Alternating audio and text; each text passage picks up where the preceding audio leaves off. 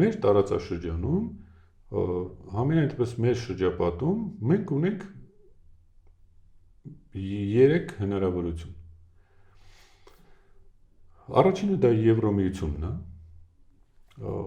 երկրորդը, որ ստեղծվում է, դա իսլամական միությունն է, որի ղեկավարը եւ գլուխգործոցը թուրքերն են, եւ այս թուրանական աշխարհը միավորելով իրանք ստեղծելու են միություն։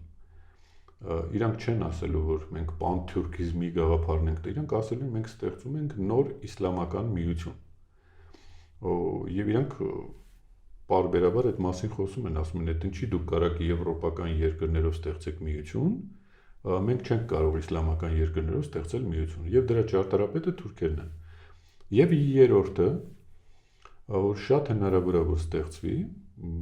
դա սլավոնական երկրների միությունն է,